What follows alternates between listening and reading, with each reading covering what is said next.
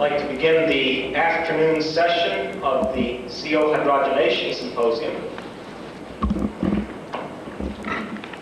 The first paper this afternoon is entitled The Effects of H2O and CO2 on Activity and Composition of Iron Fischer-Tropsch Catalyst, and it will be presented by Mark McDonald of the U.S. Department of Energy.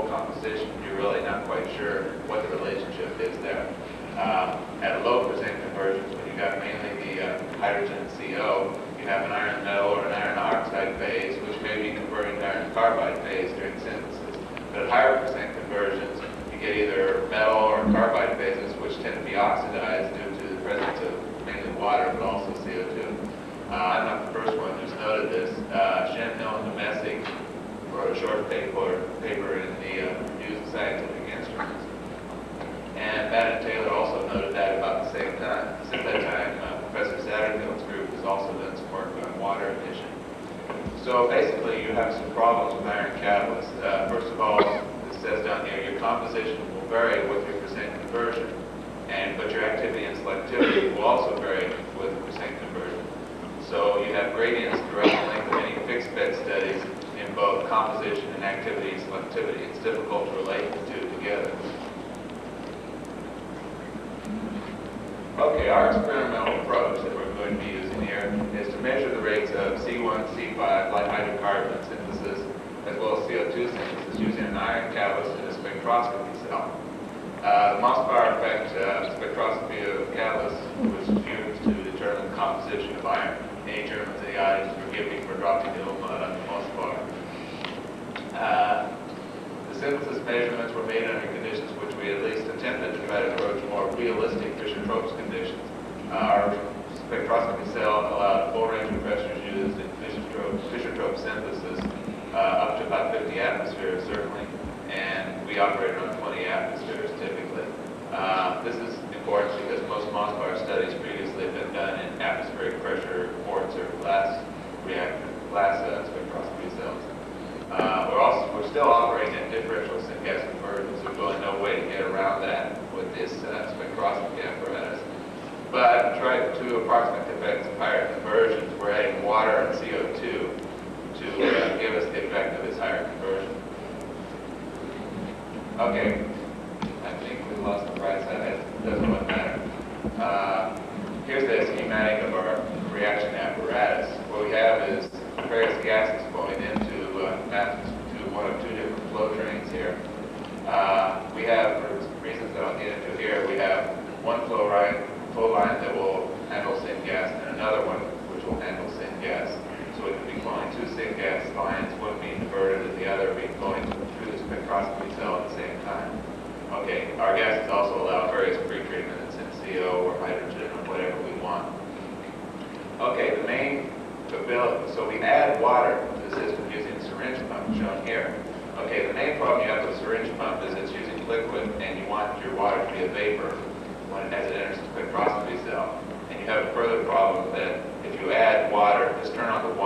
to a heated line, you're going to get some a time lag between the time that you get the water flowing into the heated line and the time that all the water in that line is vapor. So what we did was set up a separate line, which allows which can reach steady state with relatively small amounts of water in the syngas line. These diverted water and syngas can just flow through the water trap, and is then after going through a back pressure regulator, well, we can flow syngas through this other line through here. The gas we're exposed to the spectroscopy cell is exposed to the spectroscopy cell. Then it goes through a water trap and trap out the water, which in many cases is quite a sizable amount. Back pressure regulator maintains the pressure, and then we have a GC that's used for gas sampling. Okay, the procedure we used in this study, I'm going to be talking about two different catalysts, an unpromoted catalyst and a promoted catalyst, both supported on silica. The unpromoted catalyst was prepared by an incipient wetness impregnation of silica, Davison grade 952. It was then calcined air at 250 degrees C, 523 Kelvin. And what amounted to was a 12% iron on silica catalyst. The promoted catalyst, we used the unpromoted catalyst, but impregnated it to wetness with a potassium carbonate solution. Then following calcination in air, we amounted to about 0.5% potassium on our iron silica catalyst. For each reaction experiment I'm going to be talking about, what we did was, first of all, you pressed the catalyst wafer in a wafer press and mounted it in our reaction cell. The helium flow was then used for 2 hours. The catalyst at relatively low temperatures. This was used mainly as a leak test, but it also had some small amounts of effect on dehydration. We then used this hydrogen flow regime. Final temperature of reduction was 698 Kelvin as a pre-treatment. This is probably overkill, but we got very useful results with it. Finally, our reaction conditions, when we aren't adding water or CO2, we're using just straight 1-to-1 hydrogen CO reacting at 523 Kelvin, 250 degrees C, and our conversions were always less than 1%. So we had differential conversions of our syngas during these reactions. All our gas treatments were done at around 2 megapascal. For those of you who haven't had to fight with SI units, that's around 20 atmospheres. We've done a little bit of catalyst characterization, probably not as much as I would like, but our Mossbar spectra have shown that the catalyst is over 95% reduced to 0-valent iron during this hydrogen reduction treatment, and some X-ray diffraction studies give us particle line widths, the line broadening of the lines, in the neighborhood of 30 nanometers. So we've got a relatively poorly dispersed catalyst, I think an estimate in the neighborhood of 0.01 to maybe 0.05% dispersion. I mean 0.01, 0.05 fractional dispersion is pretty accurate. Okay, this just shows what happens when we turn on the syngas. I've got some funny rays over here, which somewhat resemble turnover frequency, except they're expressed in terms of total moles of iron. So basically, right at the start, we were making around 20 times 10 to the minus 5 moles of methane per mole of iron in the catalyst per second. You can convert this to a turnover frequency simply by dividing by the percent dispersion, which we didn't measure. You can see the catalyst lines out after a period of 24 hours, and when you do make some estimates with the dispersions I've quoted, you get relatively consistent turnover frequencies compared to what's been published. Okay, this is just to show that we're making a relatively light product here. There may be some change in the product composition during that first 24 hours of syngas exposure, but it was all relatively light, 0.53, 0.58. I'm not sure there's that much difference that we can really call really conclusive here. But the product was not making heavy, was not very heavy. This shows what happens. First of all, we want to see what happens when we really dump a lot of water on the catalyst. So we added 12% after a 24-hour run, another 24-hour run, because that's the one I showed you. We dumped 12.1% water plus syngas, plus the same 1-to-1 syngas mixture onto the catalyst. And you see a very rapid deactivation of the catalyst here. Catalyst may have continued to deactivate, but as of after 4 or 5 hours, it was really difficult to get an accurate measurement just how much more. It was very sizable. thing about it is, though, is that our spectra of our catalyst didn't really show any effects of this water dumping. First of all, we have the top spectra is the banana reduced catalyst, which is, as I said, again, mainly zero valent iron. That 6-peak spectrum is what you expect with alpha iron bulk. After 24 hours in syngas, we see a 6-peak spectrum. It's a little closer together, but there's 6 peaks here, which are those of an epsilon prime carbide. There may be a little bit of the carbide in there, but that's the predominant phase. And any oxide, which would be out here in the wings, cannot be detected. We've done other studies of the sample outside of the spectroscopy cell where we got better resolution and still did not find any iron oxide.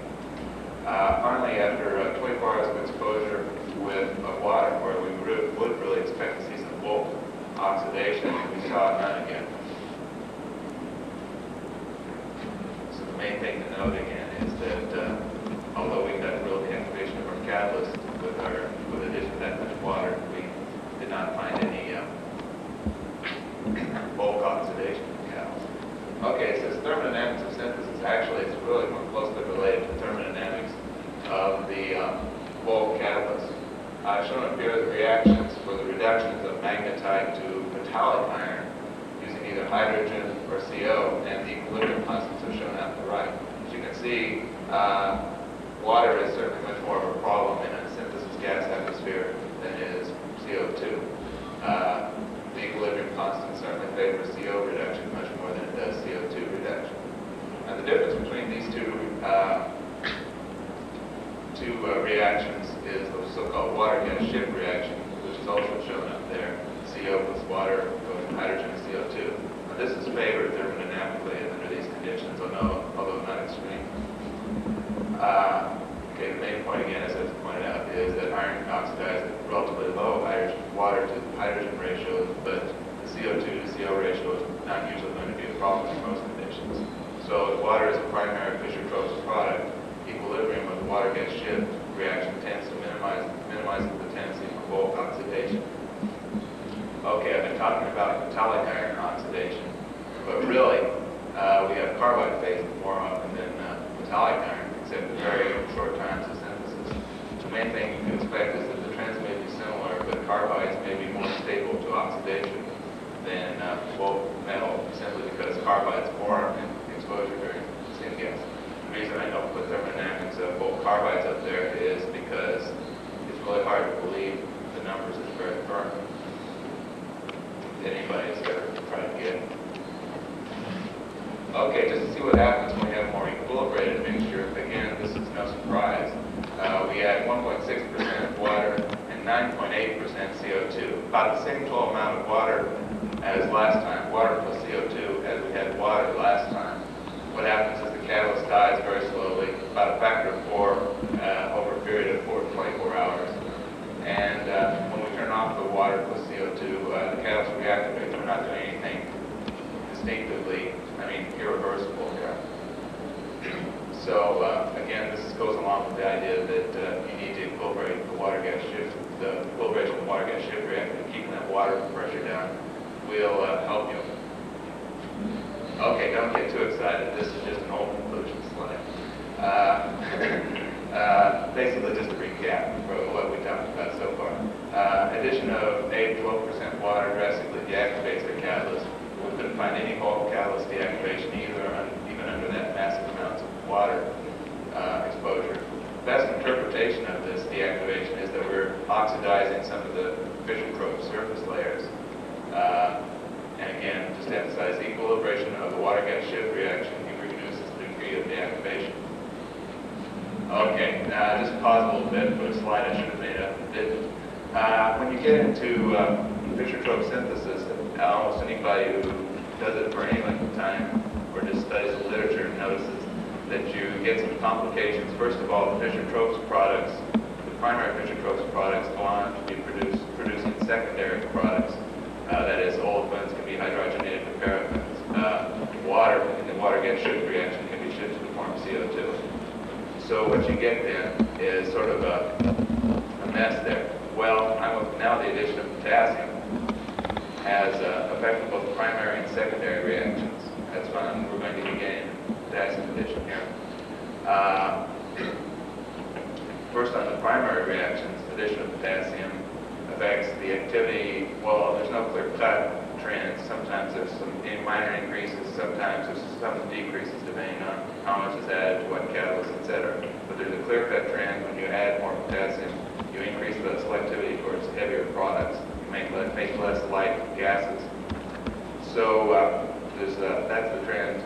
Oh yeah, and also in the case of bulk catalyst composition, addition of potassium seems to, at least under moderate to low conversions, tends to increase the extent or rate of bulk conversion to carbide from either oxide or metallic iron. Okay, the problem is that when you get into secondary reactions, you find out some contradictions here, or apparent contradictions. At least it's not easy to rationalize, and I'm not going to be able to rationalize them today. But the only secondary reaction I'm really concerned with is the water-gas shift reaction. That is, water product water reacting with CO and the same gas to form hydrogen and CO2.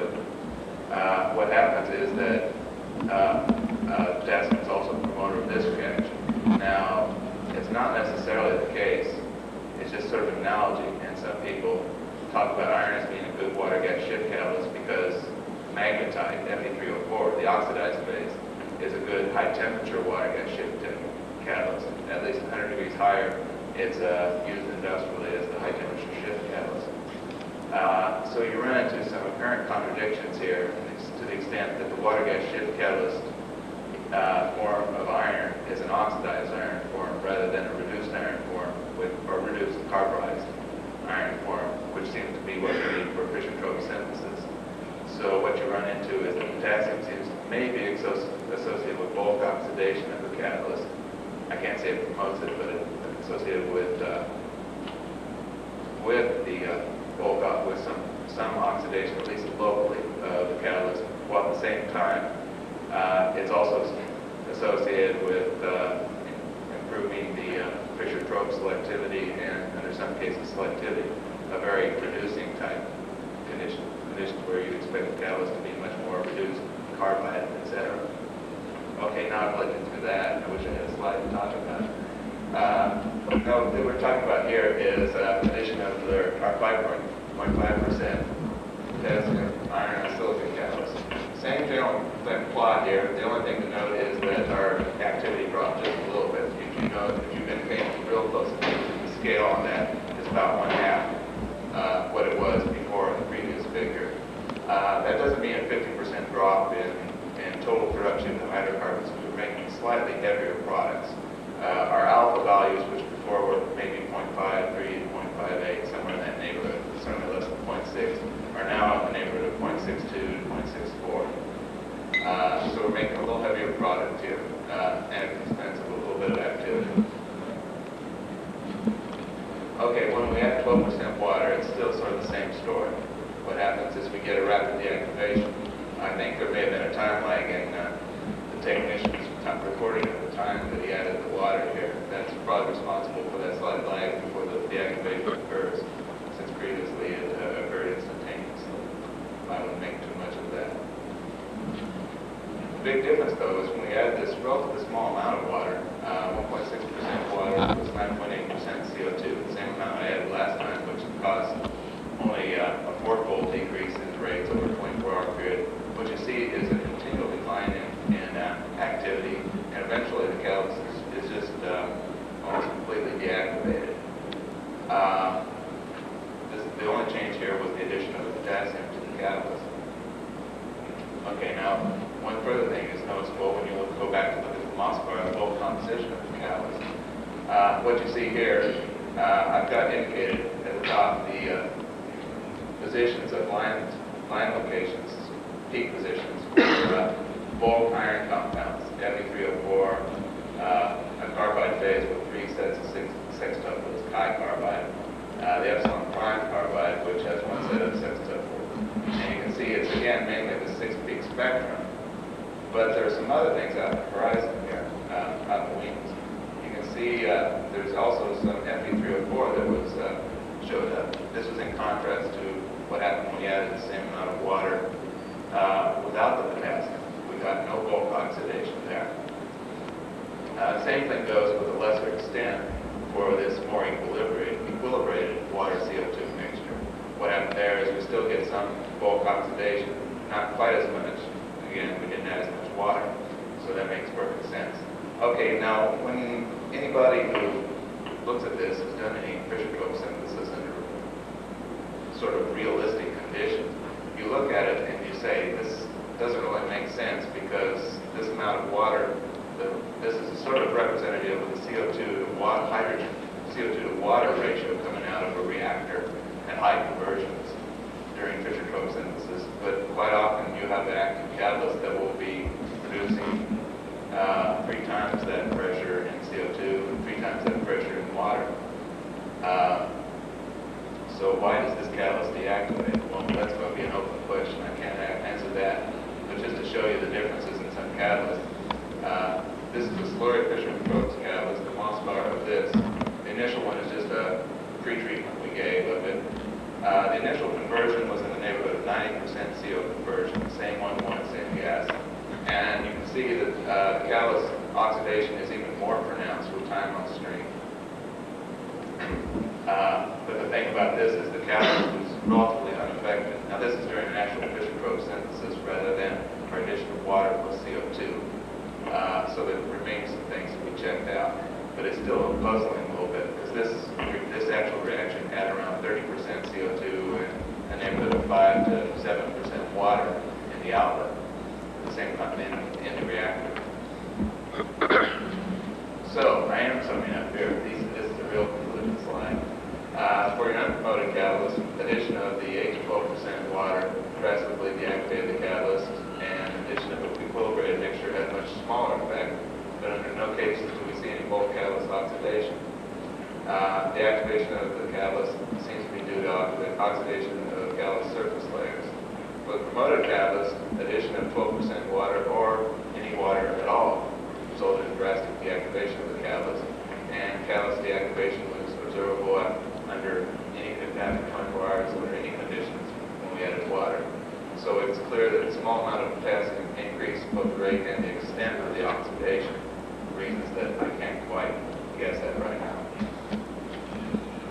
It was certainly premature to say so. Okay, finally I'd like to thank a few people. Mark Blackwell did the Mossbauer spectra and reaction experiments. Bob Wormley helped get it started with the experiments. Sheila Hedges from United Rao and Rich Shale all kind of give us a lot of help. And Pedro Montano, I'd like to thank for building the reaction cell we used. I'd like to thank all of you for your attention.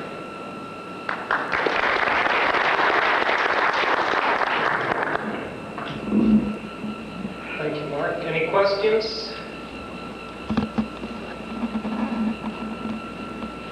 There's a question. Please go up to the mic and identify yourself. John Stencil from the Kentucky Agri-Chemical Laboratory. Mark, on that co-precipitated catalyst, what kind of catalyst was that? Is that the iron or a mixture of iron or something else? Okay, you're talking about the very last Mossbauer? Yeah. Okay, that was an iron, co-precipitated iron copper impregnated with 0.3% potassium. It was unpromoted. It was an unsupported catalyst. And I may have said unpromoted, but I meant unsupported. Okay. And the other question, have you done surface analysis to XPS or something to look at some of these conclusions on the oxidation? Well, that gets around to using in situ chambers attached to the XPS or the machines, which I'm not sure we have available to us right now, particularly with all the ancillary water, CO2 we might want to add to the system. If you somehow seal it up and transfer it, you're always, the farther away you are from your pre-treatment, that is, you certainly can pull it out of the air and expect to see anything representative. And I think you almost have to treat the catalyst right next to where you're doing the analysis without any transfer through air. And right now that's not real available to us. We're sort of talking about it, but we haven't got anything done that's tangible yet.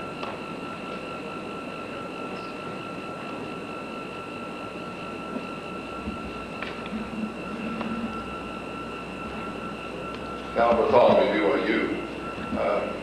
we're doing some studies, John, on deactivation of catalysts during CO hydrogenation, iron catalysts. And we have observed that at temperatures around 250 degrees centigrade, the hydrogen to CO ratio of 2 to 1, you can get a substantial deactivation due to carbon. I wanted to ask if you think that any of your deactivation could be due to formation of carbon. And the comment was that maybe you might consider using well-dispersed iron carbon catalysts. We've been able to get almost unit dispersed catalysts that way. Well, They'd be able to pick up the oxygen. okay, let's see, you have two questions. Carbon deactivation. First, carbon deactivation, and then iron carbon consideration of catalyst. other things. Okay, first of all, I don't think there's any way that this would be due to deactivation of whatever forms of carbon accumulate on the catalyst. We run it longer than 24 hours and nothing happens. But this was additional. This deactivation occurs when we suddenly add the water to the syngas mixture. So it doesn't really correlate with anything but that water addition, which seems under what we've seen here, due to at least oxidation of what's doing the work in the catalyst. As far as more dispersed catalyst, I would like maybe to get a more dispersed catalyst. Presumably, I'd like to do it on a couple different supports. I know I was listening to Jim Messick's lecture a couple days ago, and he was pointing out the drastic differences of magnetite catalysts used in the water gas shift reactions on different supports. They measured this and that's one possibility, although it's still kind of hard to rationalize yet for us. But in any case, I think it might be nice to get slightly higher dispersions, but certainly on different supports such as carbon. But too high a dispersion, when you add water or CO2 or anything, what happens is you start changing your surface areas dramatically too. That's a good point. Maybe I needed to rephrase the first question, and that was, did you see carbon deactivation before you added the water? And you're saying they were catalysts. You saw the catalyst just leveled out on those curves. Part of the difference from that is that iron catalysts are much more sensitive to pressure. People typically say it's the hydrogen pressure in the reactor, but they certainly work better at maybe above 10 atmospheres than they do at atmospheric pressure. If you're working at high pressures, then that could be an explanation. But if you're working more closer to what academicians tend to work at, and I worked at in my graduate work, then that tends to be a distinction there. You may get more problems with low pressure. One of the things we want to find out is what is the dependence of deactivation on CO portion pressure management. One last question, Professor Von Hayes.